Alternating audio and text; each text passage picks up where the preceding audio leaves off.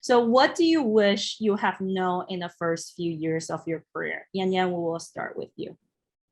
Sure. I think I am able to get to where I am at. I'm really lucky and really thankful for all the people around me, my friends and family support me. And I know the power of having, a great circle, great friends that support you. But in my earlier of my career, because I work in fashion, I spend a lot of time building a lot of connections that or relationship doesn't really impact me in a positive way, but in the opposite way. So I think I wish I know how to manage my time better and be mindful of what I spend my time with and who I spend my time with, and really pay attention and be thankful to the friends that push you forward, and pushing you to becoming better and better.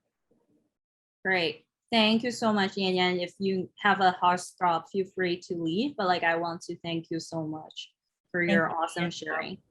Yeah. It's all together. Yeah. Thanks, Chunyan. Yeah.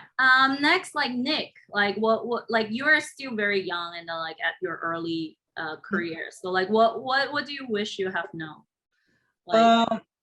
Just two little things, but the first one is that don't be afraid of the failures.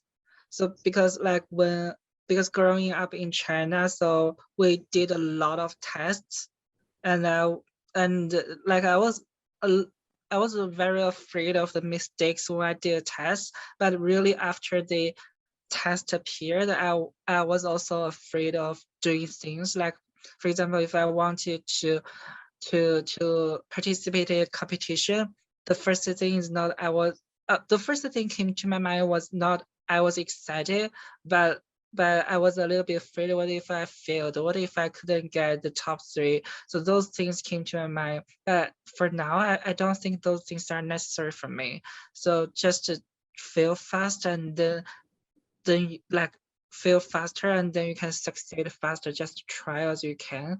The first thing. The second thing is that because I just graduated for 3 years, so my biggest learning is that don't take money as priority when you just graduated from school.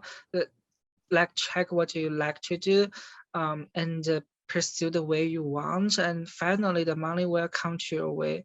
It's just a matter of time, but to really find something that you love is really hard, and find a really nice working place is really hard. I know a lot of my friends, they work in large companies, but they don't really live a good life working over there.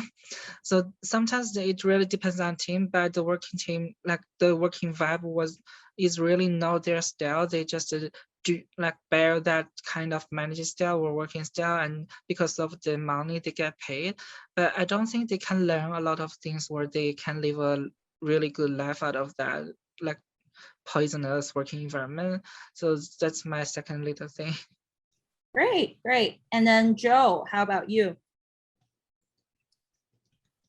Yeah, I think the thing that I wish I would have known is kind of the whole point of this panel, right? Is that there's no bad way to navigate a career path. It's okay to pivot. It's okay to make changes, and you don't need to put so much pressure on yourself to have things work out a specific way. In spite of the fact that I pivoted a couple times, I did put a lot of pressure on myself early on to stay on track for certain promotions and stay in my lane and stay at a company. And in reality, there's no right way to get it done.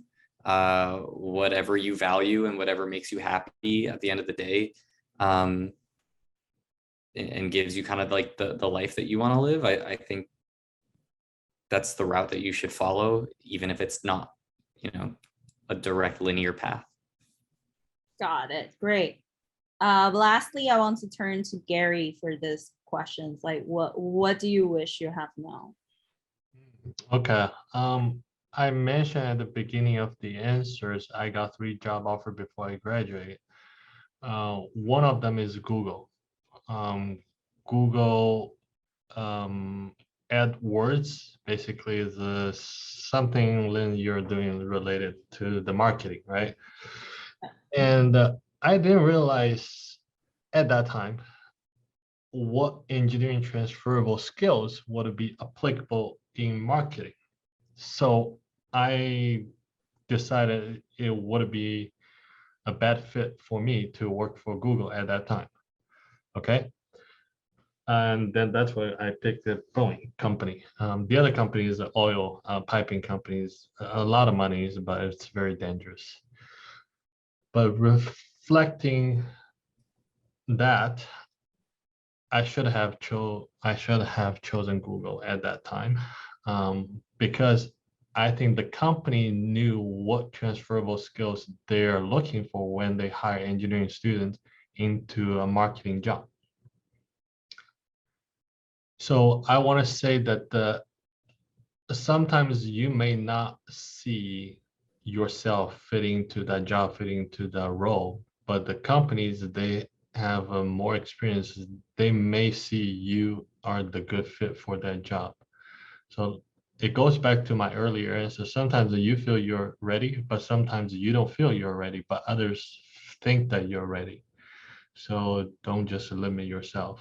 Be open-minded. I wasn't open-minded at the beginning of my career. I thought the engineering graduates should just work for an engineering company.